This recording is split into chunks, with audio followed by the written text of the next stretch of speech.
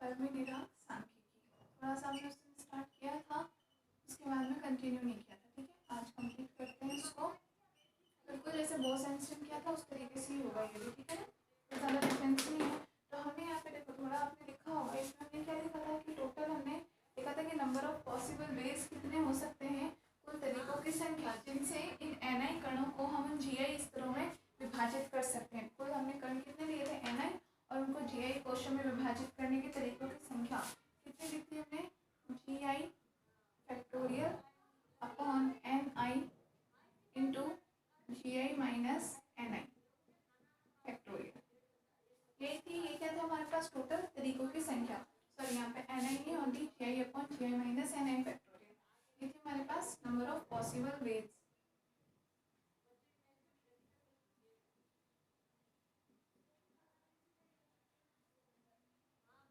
Total number of possible ways clear है, ये value आ गई थी हमारे पास। ठीक है, अब हम यहाँ से नेक्स्ट आगे स्टार्ट करते हैं। यहाँ तक में कोई दिक्कत नहीं, समझ पाए क्या। नेक्स्ट लिखो हम बात, चलो ठीक है मैं लिखती हूँ। यदि ऊर्जा ई आई की, यदि हमने हर एक स्टेट की एनर्जी कितनी मानी थी ई आई, यदि ऊर्जा ई आई की, ऊर्जा ई आई की कोष्ठिका की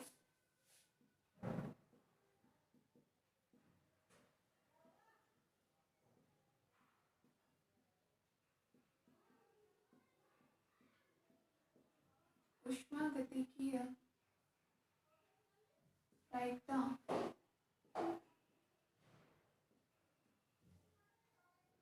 ऊष्मागतिकीय प्रायिकता प्रायिकता कितनी मान रहे हम, डब्ल्यू आई।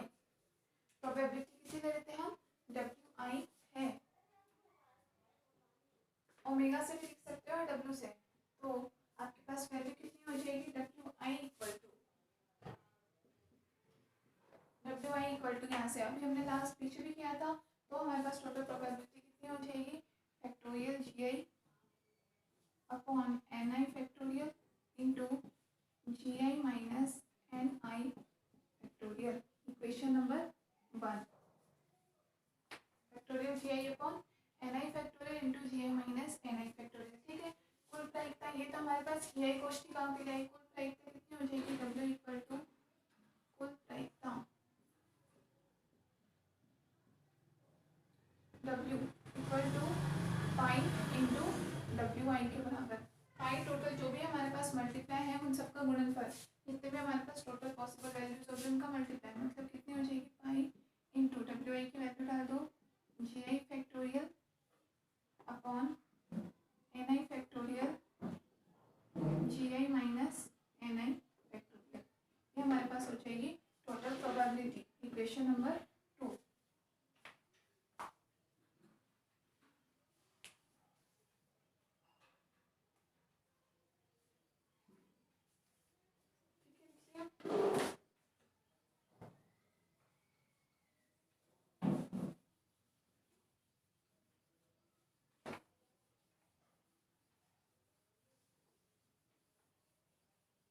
नेक्स्ट अब हम सेम किसकी बात करें, एंट्रोपी की। एंट्रोपी ऐसी कितनी ले लेंगे, यदि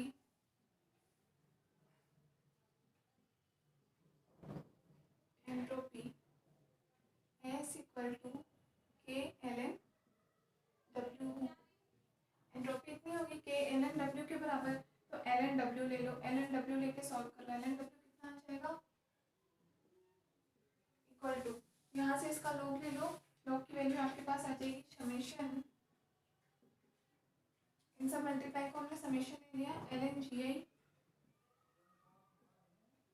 minus L N N I minus L N G I minus N I. Total हमारे पास एंट्रोपी की वैल्यू फैक्टोरियल लगाना समय, फैक्टोरियल क्लियर है। अब हम क्या लेंगे, स्टर्लिंग अप्रोक्सीमेशन से, बिल्कुल सेम मैंने पहले ही कहा था, बिल्कुल जैसे हमने लास्ट में किया है उसी तरीके से करो। अब किसी में से आपने पता नहीं किसी ने किया या नहीं किया, बिल्कुल सेम तरीका है। एल एन डब्ल्यू के लिया और आप लिख लो स्टर्लिंग अप्रोक्सीमेशन से, स्टर्लिंग सन्निकटन से।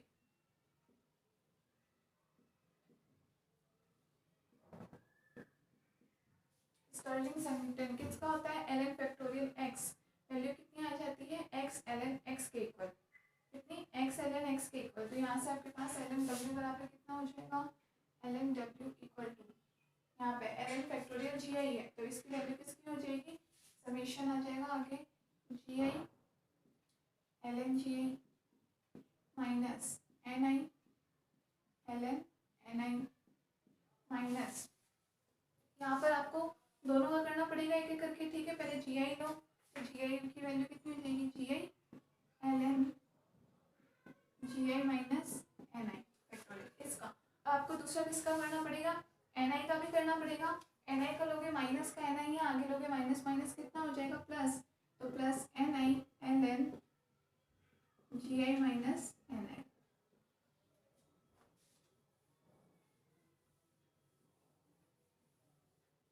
क्या आ गया हमारे पास, टोटल एंट्रोपी, किससे, स्टर्लिंग एप्रोक्सीमेशन से, ठीक है।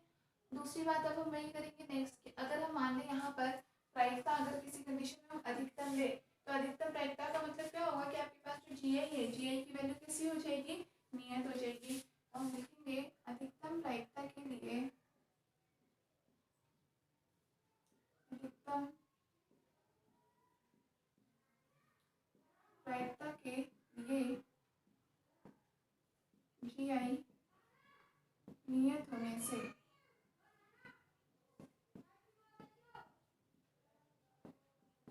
जी आई की वैल्यू कैसे लोगे आप, कांस्टेंट के इक्वल। तो यहाँ से हम क्या लिख सकते हैं,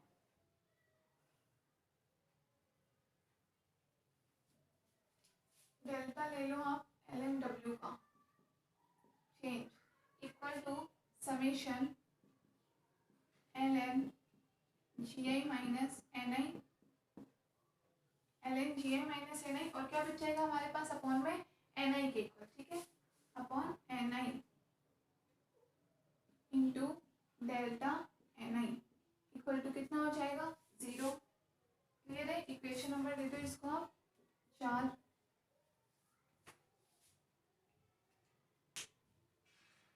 कैसे आएगा डेल्टा, समझ में आ गया, इसका आप लोगे डिफरेंशियल करोगे पूरी इक्वेशन का, तो आपके पास ये वैल्यू आएगी, जी आई कॉन्स्टेंट लोगे तो जी आई का डिफरेंशियल आपके पास 0 ऑलरेडी हो ही जाएगा। यहाँ पर आपके पास जी आई की ये वाली वैल्यूज आ जाएगी और अपॉन में एन आई आ जाएगा, ऐसे चीज नोट कर लो।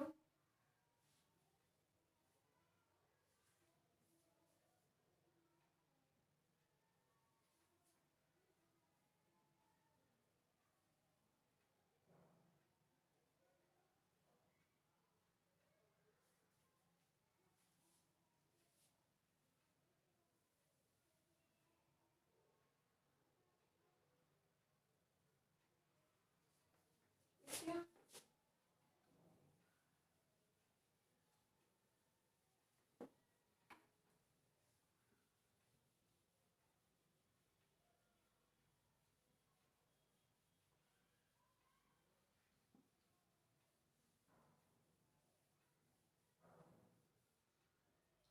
अब हम क्या ले लें यहाँ पर, वही सेम की नंबर ऑफ पार्टिकल्स में चेंज यहाँ पर किसके बराबर हो जाएगा, 0 के बराबर हो जाएगा। तो हम क्या लिखते हैं, यदि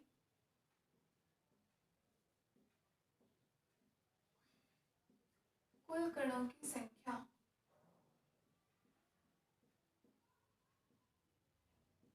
कितनी हो, कैपिटल एम,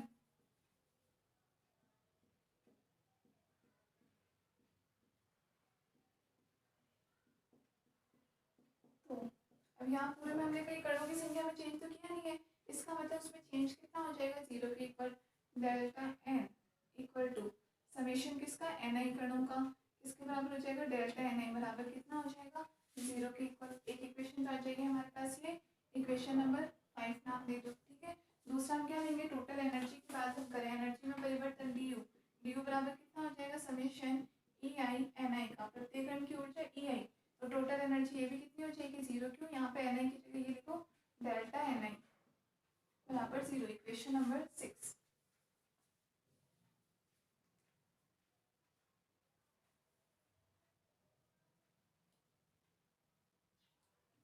ठीक है, अब सेम हम क्या करें, इक्वेशन 5 और 6 को अल्फा माइनस बीटा से मल्टीप्लाई करके इक्वेशन 4 में जोड़ देते हैं, ठीक है। तो समीकरण 5 व 6 को माइनस अल्फा माइनस बीटा से मल्टीप्लाई करके इक्वेशन 4 में ऐड कर देते हैं।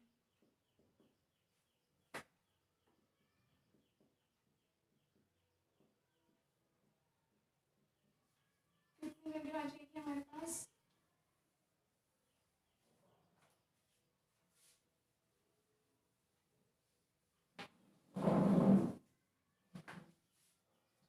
समीशन ln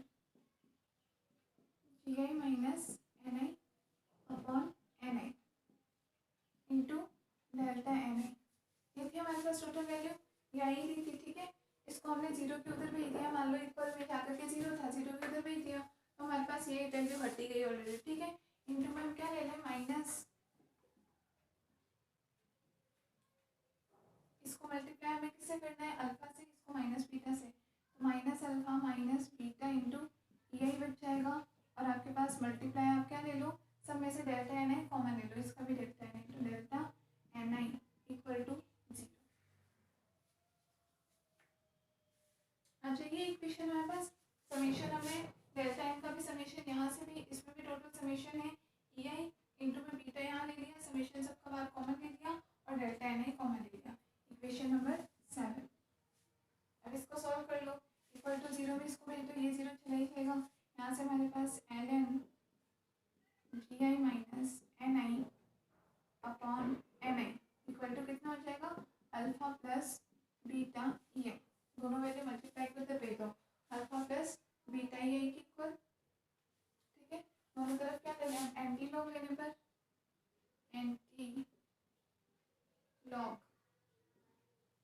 लेने पर क्या हो जाएगा, यहाँ पे G I minus N I upon N I equal to यहाँ हो जाएगा ई की power alpha plus beta E आई।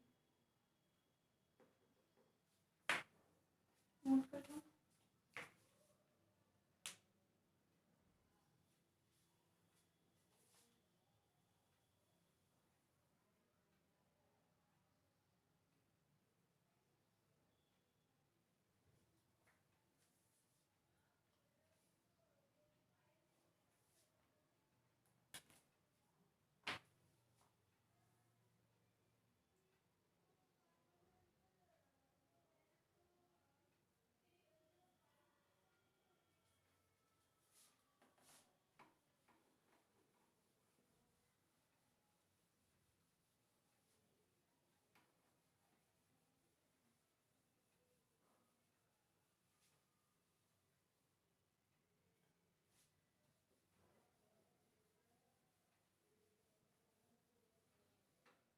क्या हो जाएगा यहाँ से, G I minus N I upon N I equal to exponential alpha plus beta E I, दोनों को डिवाइड कर दो यहाँ से, तो एक तो हो जाएगा जी आई अपॉन एन आई और minus N I upon N I one equal to exponential alpha plus beta E I, one को उधर भेज देते हैं, तो G I upon N I equal to one plus exponential alpha plus beta, clear है।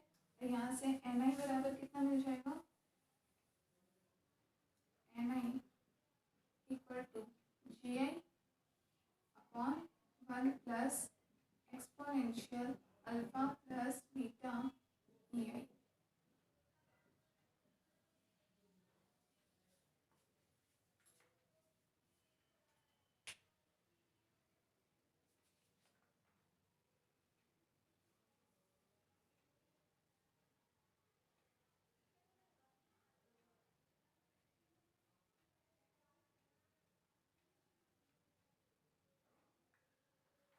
तो वहाँ पे हमारे पास जो लास्ट फोर सेंटेंस स्टैटिस्टिक्स में क्या था, एक्सपोनेंशियल अल्फा प्लस बीटा ये माइनस वन, जबकि फर्मेटिव में क्या आ रहा है, यहाँ पे अपने पास अपॉन में वन प्लस में आ रहा है, ठीक है, प्लस का वन आ रहा है जबकि इसमें माइनस का वन आ रहा था, तो इन दोनों में डिफरेंस हो जाए, जबकि हमने बिल्कुल सेम ट्रिक से किया है, ठीक है। लेकिन यहाँ पे डिफरेंस क्यों हो गया, फर्मेटिव किस पर, फर्मियोन्स पर डिपेंड था, वो बोसॉन पर डिपेंड था, तो यहाँ पर स्प्रिंग भी हाफ थी और पाउली एक्सक्लूजन प्रिंसिपल का यूज कर रहा था, ठीक है। यहाँ से हमें एन आई क्या मिला है कि नंबर ऑफ पार्टिकल्स, इतने एन आई कणों को इन जी आई टोटल जो भी हमारे पास कोश थे उसमें किस तरीके से व्यवस्थित कर सकते हैं, देखिए इतना।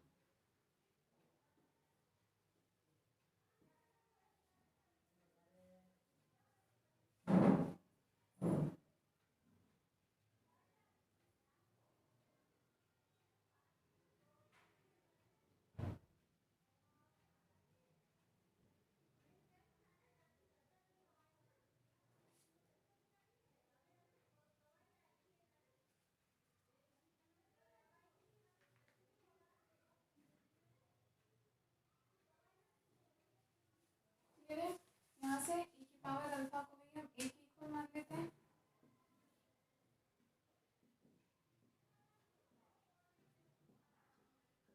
आपके पास ni इक्वल टू आ जाएगा gi अपॉन a एक्सपोनेंशियल क्या हो जाएगा बीटा ei प्लस 1। बीटा क्या होता है 1 अपॉन kt,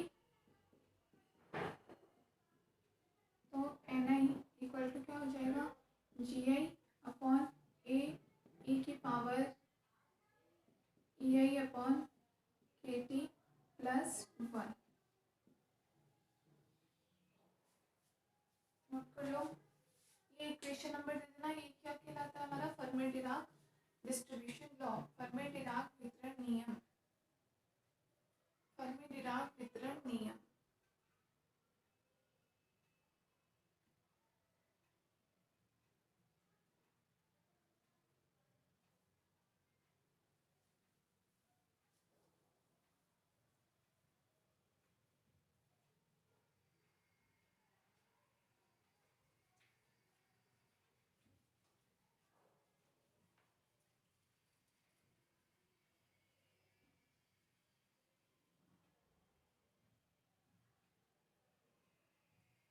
लिख लेना है समीकरण नंबर देकर के, समीकरण फर्मी डिराक वितरण नियम कहलाती है।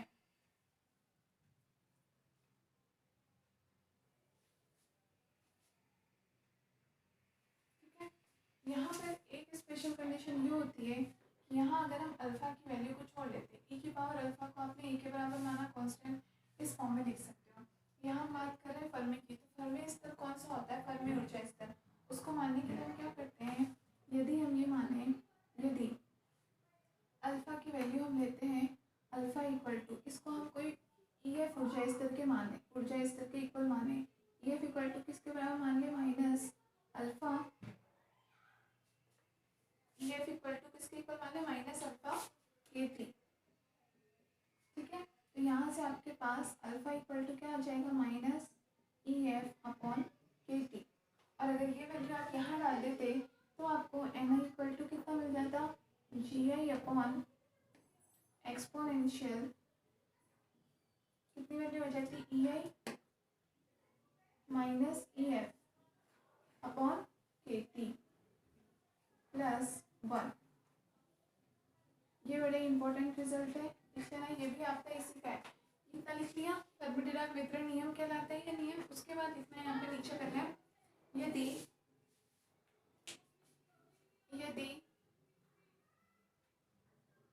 ऊर्जा की विमा वाली एक राशि, यदि ऊर्जा की विमा वाली एक राशि EF इस प्रकार परिभाषित हो, इस प्रकार परिभाषित हो कि EF इक्वल टू, लिख लो ये पूरा minus alpha kt।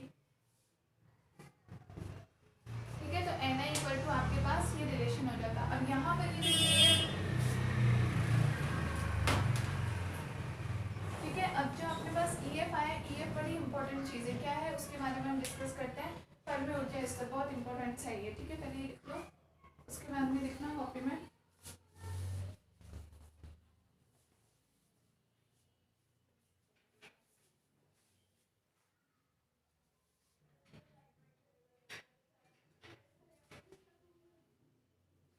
Fermi energy जब भी आपसे पूछेगी तो आपको ये वाला रिलेशन अगर आप लिखते हो, ये रिलेशन भी राइट है, ये लिखते हो अल्फा की value EI minus EF upon kt, तो ये ज़्यादा ट्रू होता है। ठीक है, और कई बार आपसे पूछ ले जाते हैं 1 नंबर वाले क्वेश्चन में फर्मी ऊर्जा किसे कहते हैं, ये तो आप फर्मी डिराक सांख्यिकी पूछ लो। कई बार आता है फर्मी ऊर्जा किसे कहते हैं।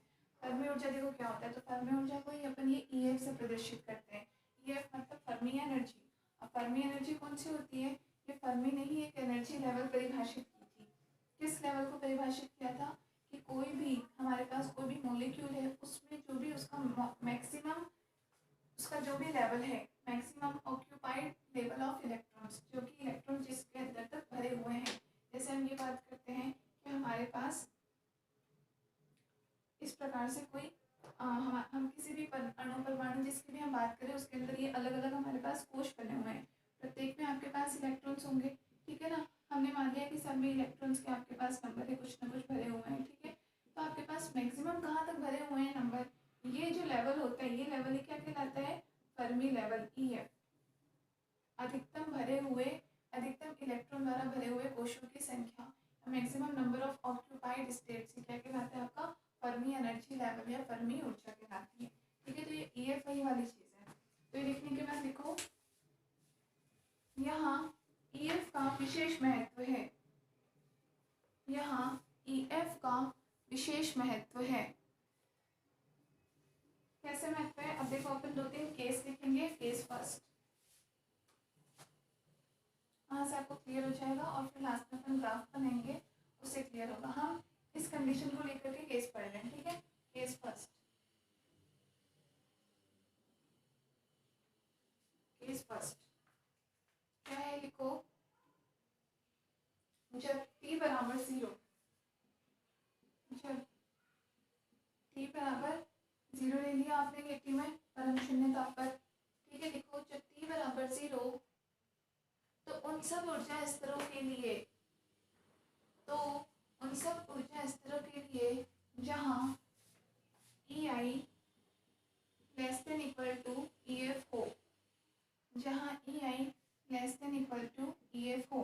EI का मान, EI एक तरीके से हम इनिशियल एनर्जी स्टेट मान सकते हैं जो कि प्रारंभिक ऊर्जा अवस्था है, और EF आपके पास फाइनल नहीं होती, EF आपकी होती है फर्मी ऊर्जा अवस्था।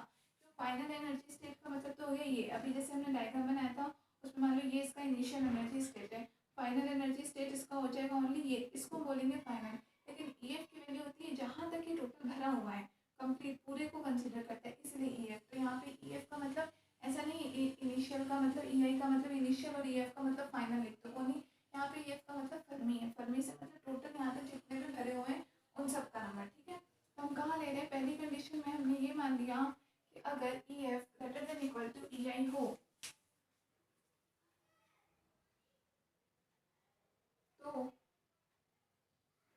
तो वैल्यू क्या हो जाएगी आपके पास, ये exponential EI minus EF upon KT equal to, अब यहाँ पे देखो आपके पास EI ऑलरेडी कम है तो ये वैल्यू आपके पास नेगेटिव आ जाएगी, अपॉन में तो 0 है, t की वैल्यू 0 मतलब इन्फिनिटी, और e की पावर माइनस इन्फिनिटी कहाँ जाती है, 0 आ जाएगा ये वैल्यू। यहाँ आप लिखोगे तो ये एक तरह से आ जाएगा e की पावर माइनस इन्फिनिटी, जो कि इक्वल होती है 0 के। अब ये वैल्यू यहाँ से 0 होने का मतलब क्या हो गया, आपके पास फॉर्मूला था ये ni equal to GI upon में लिखो तो एक्सपोनेंशियल वाली ये पूरी टर्म हो गई 0 प्लस 1, इसका मतलब ni equal to GI, ni equal to GI क्या मतलब हुआ इसका, अर्थात EI तक सब ऊर्जा अवस्थाओं के लिए, सब ऊर्जा अवस्थाओं के लिए अधिष्ठान प्रायिकता, अधिष्ठान प्रायिकता कितनी होती है, 1 होती है, 1 होती है, मैक्सिमम प्रोबेबिलिटी। अधिष्ठान प्रायिकता को बोलते हैं मैक्सिमम प्रोबेबिलिटी। ठीक है, या प्रोबेबिलिटी ऑफ ऑक्यूपेशन, अधिष्ठान प्रायिकता मतलब प्रोबेबिलिटी ऑफ ऑक्यूपेशन।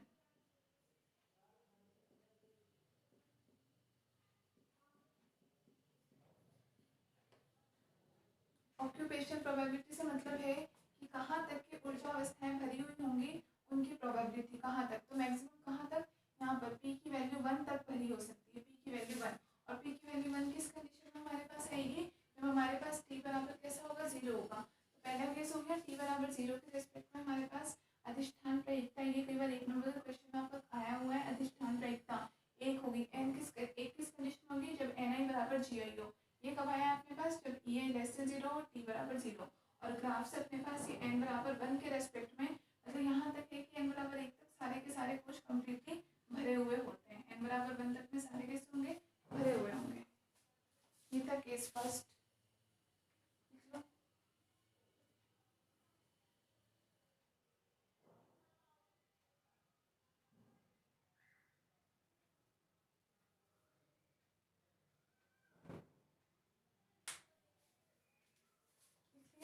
दूसरा केस लेते हैं, केस सेकेंड।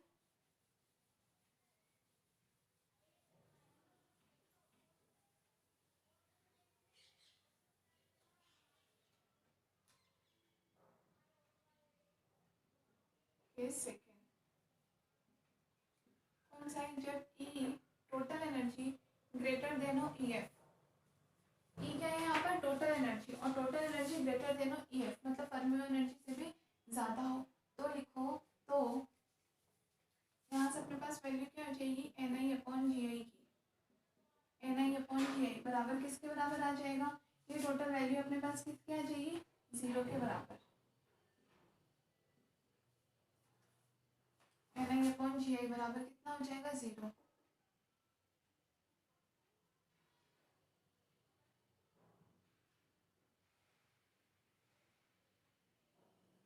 देखो अर्थात ईएफ से अधिक ऊर्जा की सब अवस्थाएं रिक्त रहती है।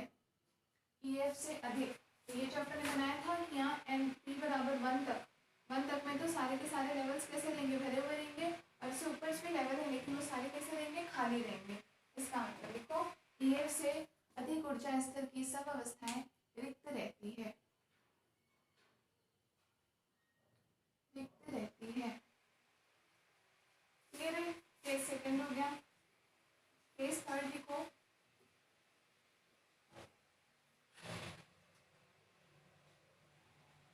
केस थर्ड क्या है, जब टी ग्रेटर देन 0 टेम्परेचर जब आप बढ़ा दोगे, सिंपल सी बात है, यहाँ पर इलेक्ट्रॉन्स आपके जो भी भरे हुए टेम्परेचर बढ़ाओगे तो उनकी कुछ ना कुछ उनमें एनर्जी होगी और जिसके कारण वो अपना ऑक्यूपेशन लेवल बढ़ाएंगे, मतलब कुछ ना कुछ वो ऊपर की तरफ जाना शुरू करेंगे। ठीक है, इसका मतलब उस कंडीशन में आपके पास क्या हो जाएगा, ई आई इक्वल टू ई एफ हो जाएगा। ई आई इनिशियल कंडीशन कहाँ तक हो जाएगी, ई एफ तक। ई आई इक्वल टू ई एफ जब ये हो तो ई आई बराबर ई एफ। ठीक है, ई आई बराबर ई एफ होने का मतलब यहाँ से अपने पास क्या हो गया, exponential N I equal to क्या हो गया, जी आई अपॉन एक्सपोनेंशियल ई आई बराबर ई एफ, दोनों माइनस होने का मतलब एक्सपोनेंशियल 0 प्लस 1।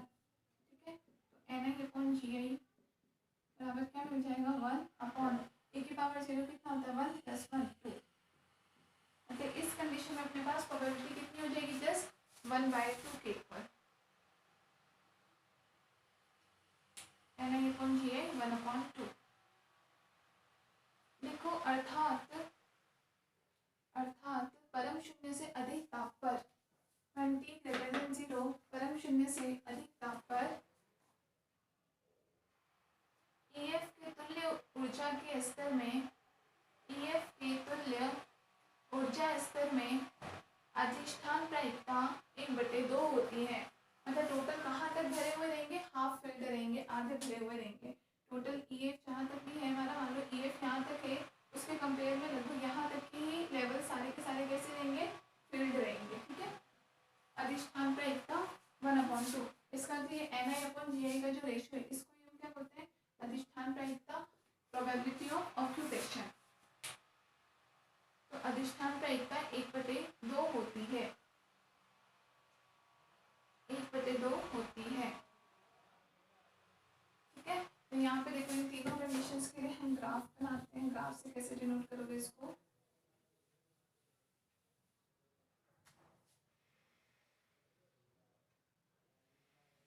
ग्राफ बहुत इंपॉर्टेंट है, इंपॉर्टेंट लगा देना।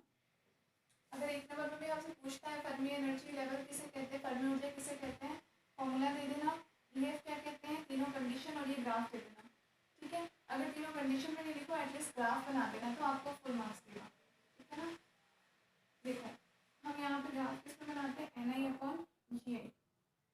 ठीक है, एन आई अपॉन जी आई ले लो इधर, तो इधर ले low energy. N I upon जी आई यहाँ पे क्या है, ऑक्यूपेशन प्रोबेबिलिटी। ठीक है, तो इन दोनों में आपको ग्राफ कुछ ऐसा मिलेगा।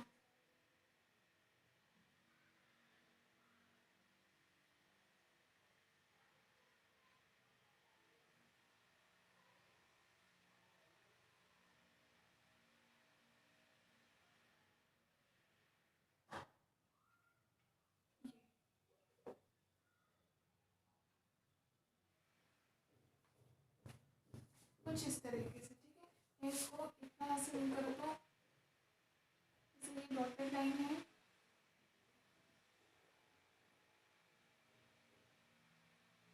इस तरीके से।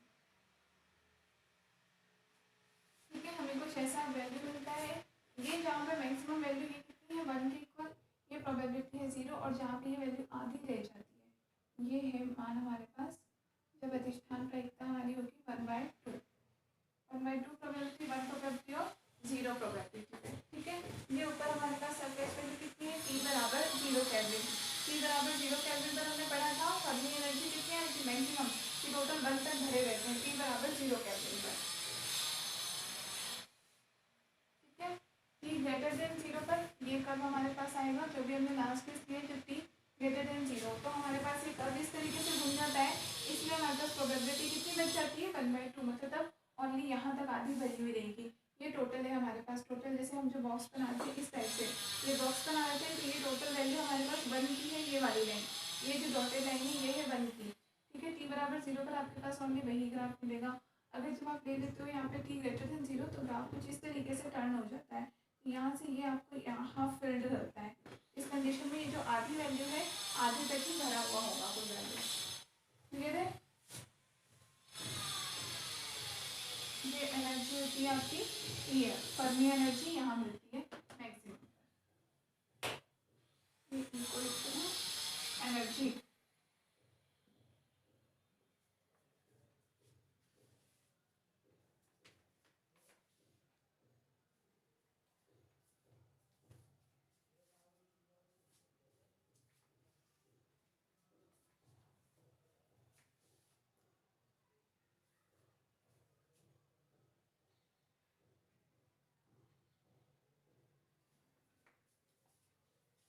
देखो इसमें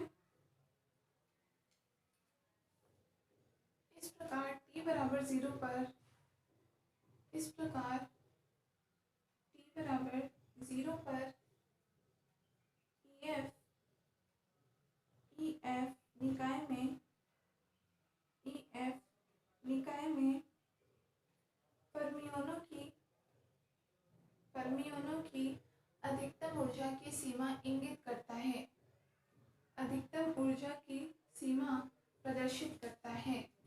इस कंडीशन में फर्मियंस की जो हमने इलेक्ट्रॉनों की बात की, जैसे नॉर्मल हमारे परमाणु में फर्मियन कौन इलेक्ट्रॉन होते हैं, तो इलेक्ट्रॉन कहाँ तक भरे हुए होंगे उसकी सीमा को प्रदर्शित करता है। Full stop. EF को फर्मी ऊर्जा कहा जाता है, EF को फर्मी ऊर्जा कहा जाता है।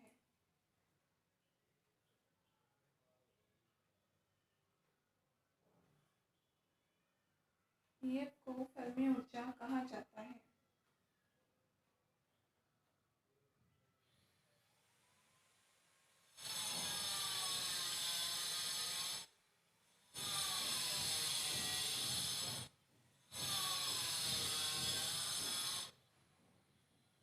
ठीक है, ये था आपका फर्मी-डिराक स्टैटिस्टिक्स। क्लियर हो गया, ये ग्राफ बहुत इंपॉर्टेंट है, तीनों केस इसके अच्छे से पढ़ लेना, ये फॉर्मूला इसका मेन है।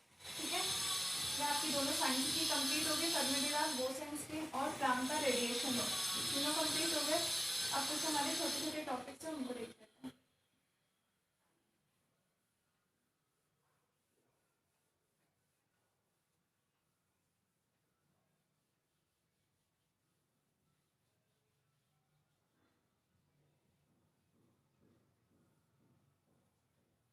देखो, इलेक्ट्रॉन गैस,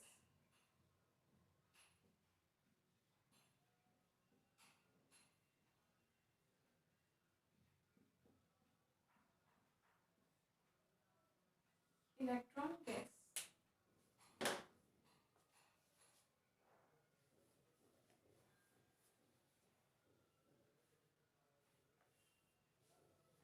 देखो फर्मी-डिराक सांख्यिकी का पालन करने वाले,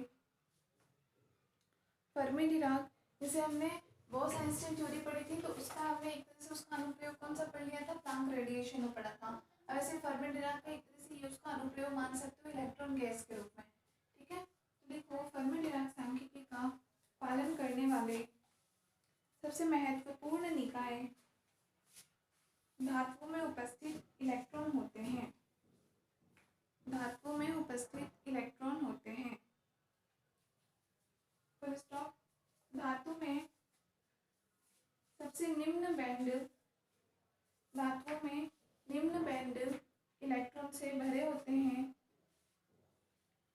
इलेक्ट्रॉन से भरे होते हैं तथा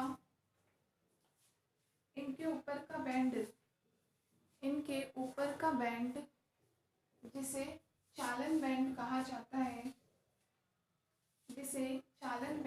जाता है आंशिक रूप से भरा हुआ होता है। ये कंडीशन होती है। अगर हम बात करें यहाँ पे इलेक्ट्रॉन्स के फिल होने की, दो टाइप के हमारे पास ऊर्जा बैंड होते हैं अलग अलग प्रकार के। ये होता है हमारा ईबी वैलेंस बॉन्ड और ये होता है हमारा ईसी कंडक्शन बॉन्ड होता है। तो वैलेंस बॉन्ड में आपके पास इलेक्ट्रॉन सारे के सारे भरे होते हैं। हम क्या बोलते हैं, जब हम एनर्जी देते हैं किसी भी धातु को, तब यहाँ पर ये इलेक्ट्रॉन क्या होते हैं, फ्री होकर के वैलेंस बॉन्ड से कंडक्शन बैंड में जंप कर जाते हैं। इसलिए कंडक्शन बैंड में हमारे पास कुछ एक ही इलेक्ट्रॉन्स होते हैं जबकि वैलेंस बॉन्ड पूरा भरा हुआ होता है। क्लियर है? तो आपका चालन बैंड, ये जो ऊपर ईसी होता है कंडक्शन बैंड, चालन बैंड, ये कैसा होता है, आंशिक रूप से भरा हुआ होता है। ठीक है, फुल स्टॉप। लिखो, चालन बैंड में ऊर्जा स्तर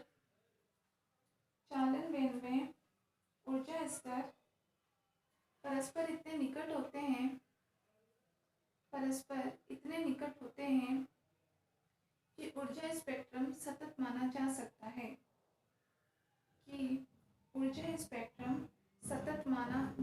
है तथा चालन बैंड में स्थित इलेक्ट्रॉन लगभग मुक्त माने जा सकते हैं। इलेक्ट्रॉन्स ऑब्वियसली सी बात है फ्री होते ही हैं, यहाँ से जो फ्री होकर के यहाँ पर उपस्थित होते हैं। तो चालन बैंड में उपस्थित इलेक्ट्रॉन कैसे माने जाते हैं, मुक्त माने जा सकते हैं।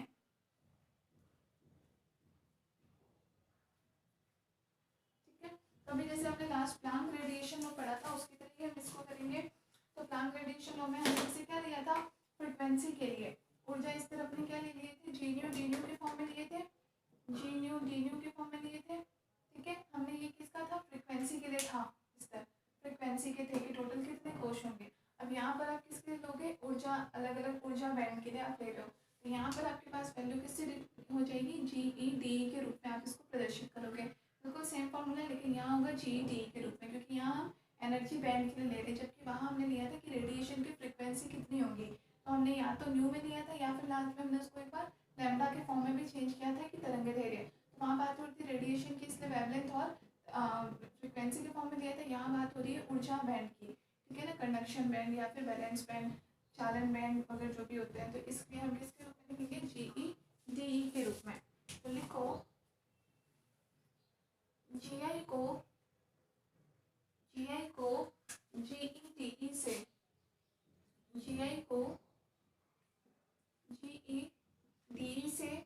तथा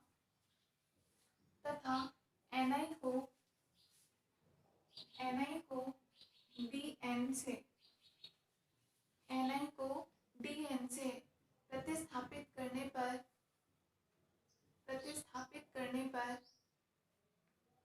ऊर्जा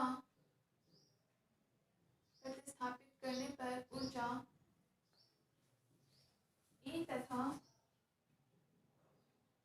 E प्लस DE के मध्य, जैसे वहाँ हमने संवेग का प्रयास किया था P और P प्लस DP के बीच में, वो भी लेंगे। पहले हम एनर्जी की बात करें तो इसे E प्लस DE के मध्य इलेक्ट्रॉन की संख्या,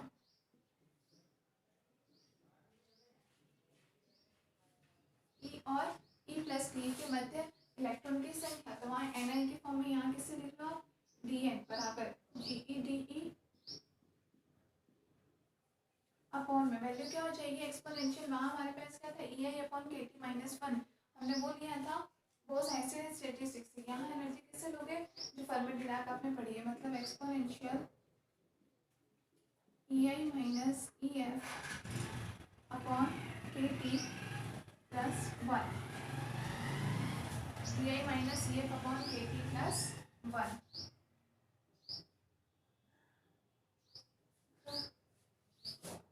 ठीक है, क्वेश्चन नंबर 1 नाम ले लो।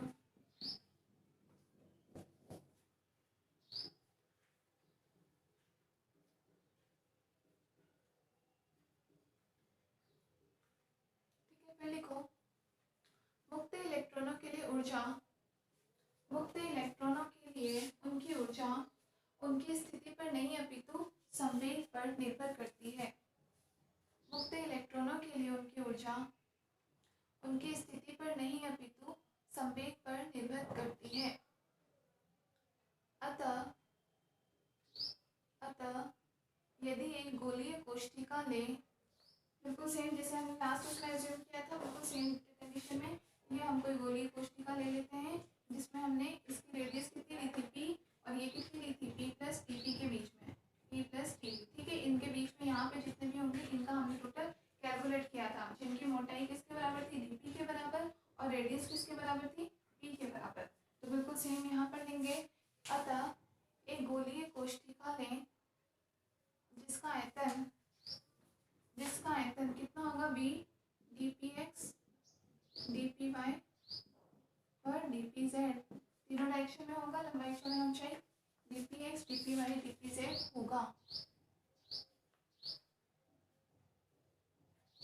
तब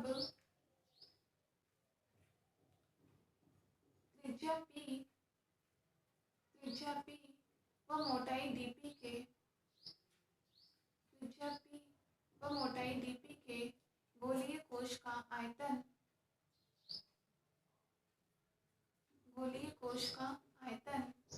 कितना हो जाएगा 4 पाई p स्क्वायर इंटू dp, आयतन 4 पाई p स्क्वायर इंटू dp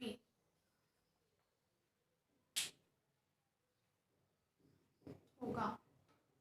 तथा संवेग p व p प्लस dp के मध्य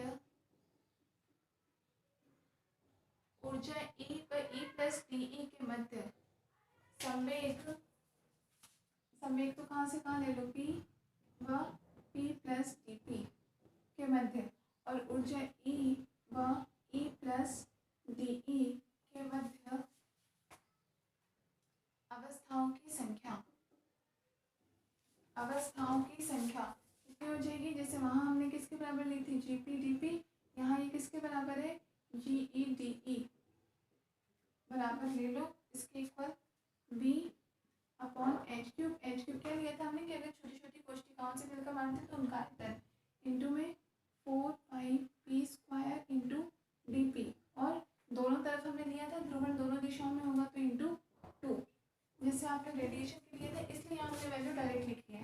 पीछे हमने डिराइव किया था, लास्ट जब हमने प्लान के लिए किया था इसलिए हमने डिराइव नहीं किया, डायरेक्ट इसकी वैल्यू हम यहाँ से लिख देंगे। कहाँ से आया रिजल्ट ये आपको पता है, इंटू में 2 क्यों किया हमने, क्योंकि पोलराइजेशन दो डायरेक्शन में होगा, ठीक है, इंटू 2। इक्वेशन नंबर 2 नाम दे दो।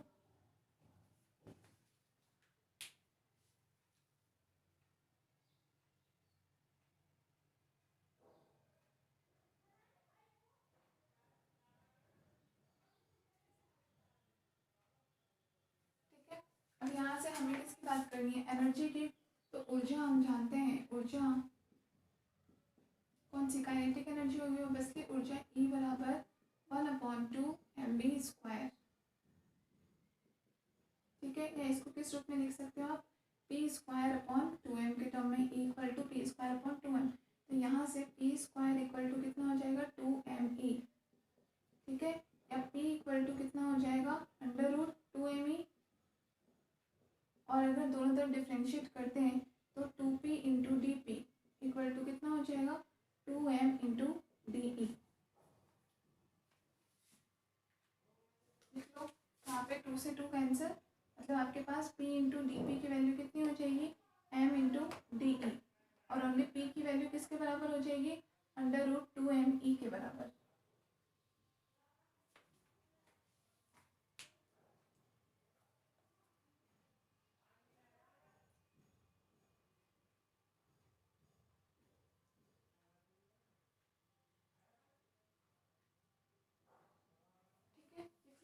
अब हम ये दोनों वैल्यू डालते हैं इक्वेशन 2 में।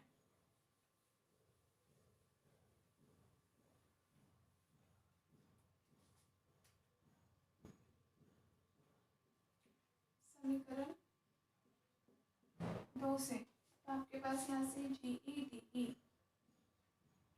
बराबर क्या हो जाएगा B अपॉन 8 भी कर लो, 8B अपॉन एच क्यूब, ठीक है, इंटू पाई।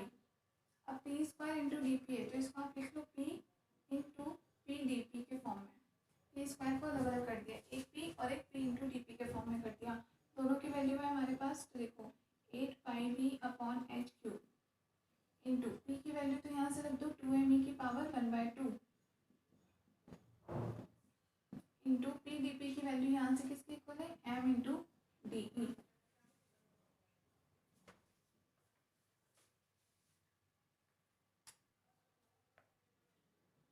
क्लियर है?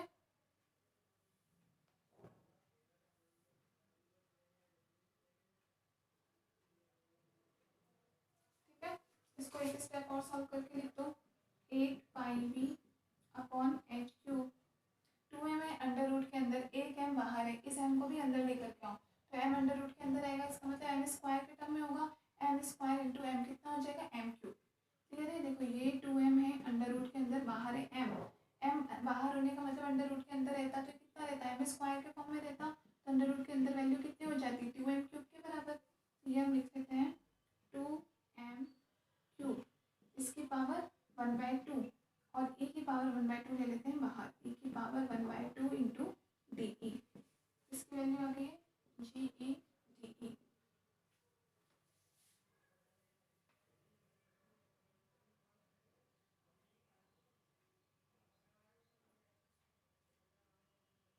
ठीक है, तो जी डी की वैल्यू मिल गई, क्वेश्चन नंबर 3। अभी जी डी की वैल्यू उठा करके हम लिखते हैं डी एन में, जहाँ डी एन पूछा था तो रख दो वहाँ।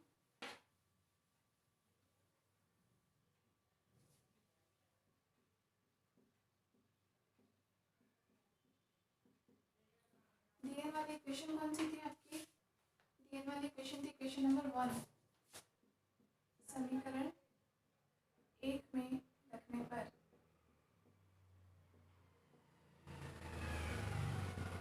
कितनी वैल्यू हो जाएगी, डी एन इक्वल टू, ये पूरी वैल्यू डाल दो 8πb upon H cube 2m cube power 1/2 e की पावर 1/2 इंटू डी ई। ये वैल्यू थी जी डी ई की, और अपॉन में कितनी वैल्यू थी, एक्सपोनेंशियल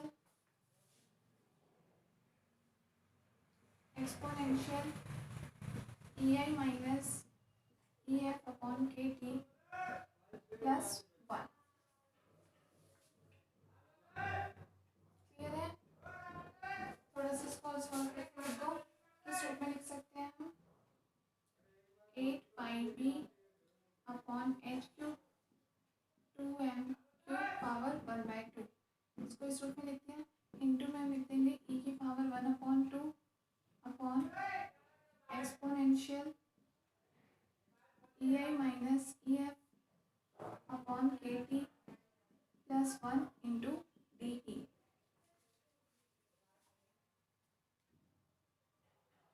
क्लियर है? ये वैल्यू आपकी क्या कहलाती है, डी एन इक्वल टू क्या क्या, ये आपकी कहलाती है फ्री इलेक्ट्रॉन्स के लिए फर्मी-डिराक रिलेशन।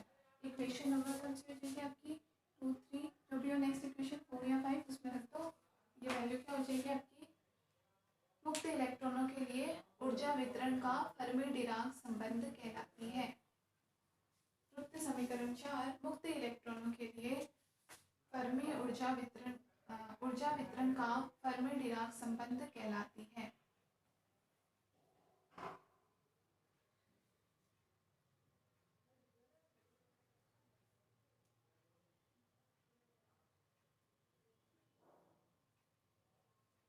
ठीक है, Fermi-Dirac relation for free electron. एक कंडीशन अगर हम ले लेते हैं, कौन सी कंडीशन, अगर हम t बराबर 0 ले लें, t बराबर 0 पर तो आपके पास e less than equal to क्या हो जाएगा, ई एफ से अगर कम हो तो आपके पास ये टोटल वैल्यू कैसी हो जाएगी, 0, ये +1, तो हमारे पास डी एन बराबर क्या हो जाएगा इस कंडीशन में, 8πb 2m cube power 1/2 upon H cube into E की पावर 1/2 इंटू डी ई। लिख लो, इसको भी नाम दे दो इक्वेशन नंबर कोई 5।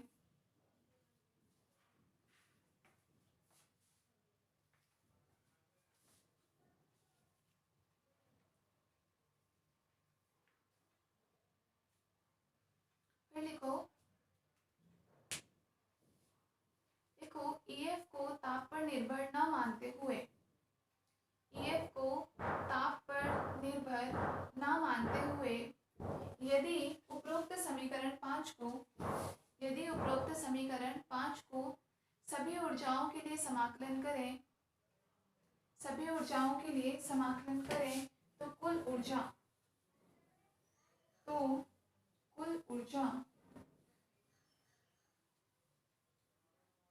या कुल इलेक्ट्रॉनों की संख्या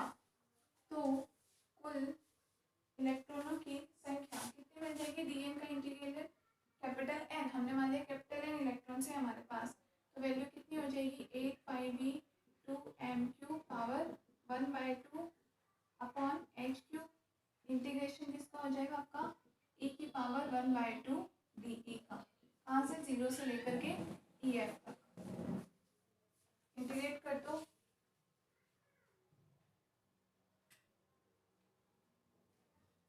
कितनी वैल्यू आ जाएगी यहाँ से? 8πb 2m³ power 1/2 upon h³ e की पावर 1/2 प्लस 1 e की पावर 3/2 और अपॉन में 3/2, तो ये कितना हो जाएगा? 2/3 इंटू EF की power 1 + 2 + 1 3/2।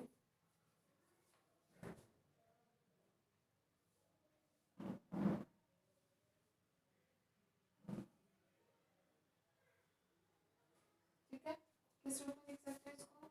16πb 2m³ power 1/2 upon 3h³ into EF की पावर 3/2। यहाँ से हम EF की वैल्यू भी निकाल सकते हैं। यहाँ से EF बराबर ये हमारे पास आ जाएगा टोटल इलेक्ट्रॉनों की संख्या, यहाँ से EF इक्वल टू आ जाएगा, सबको अपॉन में भेज दो और पावर 2/3 कर दो, तो EF की वैल्यू आपके पास कितनी आ जाएगी? h² upon 8m into 3n upon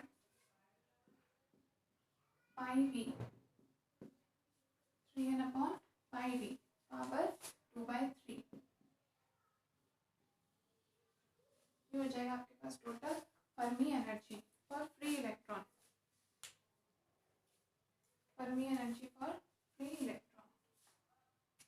इसको नाम देना है क्वेश्चन नंबर 6, क्वेश्चन नंबर 7।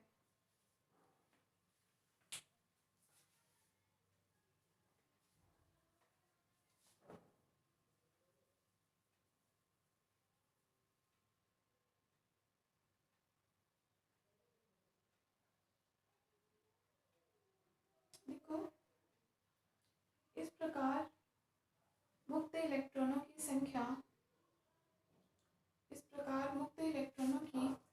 घनत्व n/v होने पर ये n/v number of electrons per unit volume प्रत्येकांक आयतन में इलेक्ट्रॉनों की कुल संख्या, n क्या है? इलेक्ट्रॉनों की संख्या।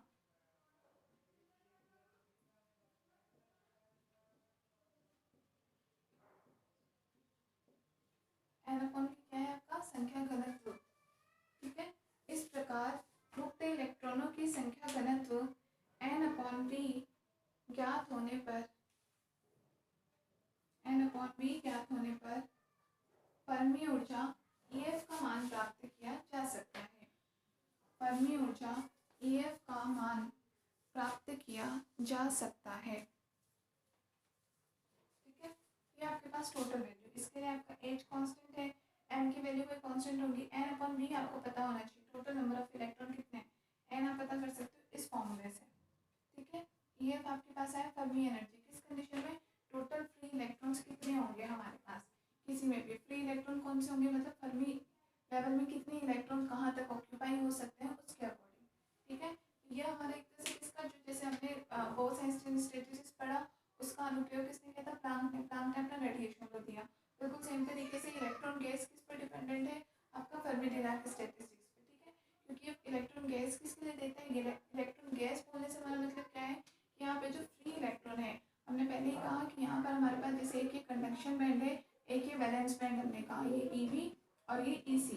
ठीक है, चालन बैंड और संयोजकता बैंड। तो चालन बैंड में हमने क्या कहा कि इसमें कुछ एक इलेक्ट्रॉन्स होते हैं और जो भी फ्री इलेक्ट्रॉनों के रूप में जाने जाते हैं, तो फ्री इलेक्ट्रॉन है मूव करते रहते हैं, इसके वहाँ पर वो किस रूप में जाने जाते हैं? गैस गैस कहलाती है। तो कभी आपसे पूछ के इलेक्ट्रॉन गैस किसे कहते हैं तो भी आप इसकी डेफिनेशन लिख करके आप उसके लिए EF का ये फॉर्मूला दे करके बता सकते हो। क्लियर है? तो ये आपके तीनों स्टैटिस्टिक्स कंप्लीट हो गए और एक तरह से उनके दोनों अनुप्रयोग भी कंप्लीट हो गए। समझ में आ गया? तो नेक्स्ट इसका